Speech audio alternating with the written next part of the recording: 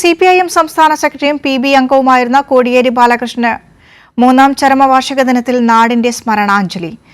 കോടിയേരിയുടെ ജന്മനാടായ തലശ്ശേരിയിലും അന്ത്യവിശ്രമം കൊള്ളുന്ന പയ്യാമ്പലത്തും അനുസ്മരണ പരിപാടികൾ നടന്നു. CPIM നേതൃത്വത്തിൽ സംസ്ഥാനത്തുടനീളം കോടിയേരി ദിനം ആചരിച്ചു.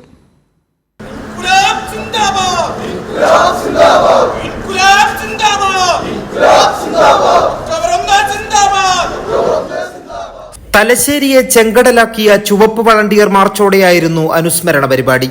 തലശ്ശേരി പുതിയ ബസ് സ്റ്റാൻഡ് പരിസരത്ത് നടന്ന അനുസ്മരണ സമ്മേളനം CPIM PB അംഗവും മുഖ്യമന്ത്രിയുമായ പിണറായി വിജയൻ ഉദ്ഘാടനം ചെയ്തു.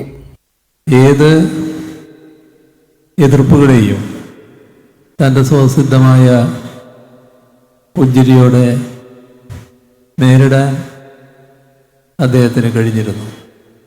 ഒരു ഘട്ടത്തിലും ഒന്നിൻ്റെ മുന്നിലും പതറാത്ത പ്രകൃതമായിരുന്നു അദ്ദേഹത്തിനുണ്ടായിരുന്നത്. തൻ്റേതായ പ്രത്യേകമായ ഒരു ശൈലിയിൽ പാർട്ടിയുടെ യശസ് ഉയർത്തിപ്പിടിക്കത്തക്ക രീതിയിൽ നിലപാട് സ്വീകരിച്ചു പോകാനാണ് അദ്ദേഹം തയ്യാറായിട്ടുള്ളത്. ഏതൊരു രാഷ്ട്രീയ എതിരാളിക്കും കോടിയേരി ബാലകൃഷ്ണനോടുള്ള മതിപ്പിന് ഒരു ഘട്ടത്തിലും കുറവ് വന്നിരുന്നില്ല. CPIM സംസ്ഥാന സെക്രട്ടറി MV ഗോവിന്ദൻ മാസ്റ്റർ കോടിയേരിയെ അനുസ്മരിച്ചു. മരണം വരെയുള്ള ഒരു മനുഷ്യായുസ് മുഴുവൻ വിവിധ തലങ്ങളിലുള്ള രാഷ്ട്രീയ സംഘടനാ പ്രവർത്തനം നടത്തിക്കൊണ്ടാണ്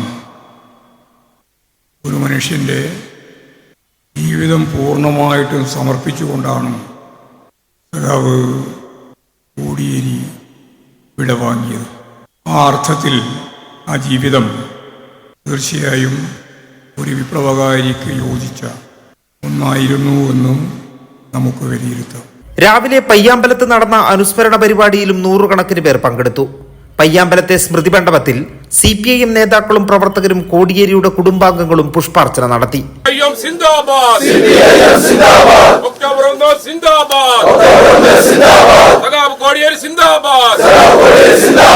പയ്യാമ്പലത്തെ അനുസ്മരണ യോഗം കേന്ദ്ര കമ്മിറ്റി അംഗം EP ജയരാജൻ ഉദ്ഘാടനം ചെയ്തു.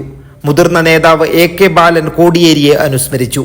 CPIM ജില്ലാ സെക്രട്ടറി KK രാഗേഷ്, സംസ്ഥാന സമിതി അംഗങ്ങളായ TV Rajesh, V Sivadasan, AN Shamseer, M Prakashan master, N Chandran, Panoli Valsan, P Sasi, മുതിർന്ന നേതാവ് KP സഹദേവൻ, മന്ത്രി രാമചന്ദ്രൻ കടന്നപ്പള്ളി, കോടിയേരിയുടെ പത്നി വിനോദിനി ബാലകൃഷ്ണൻ തുടങ്ങിയവരും പങ്കെടുത്തു.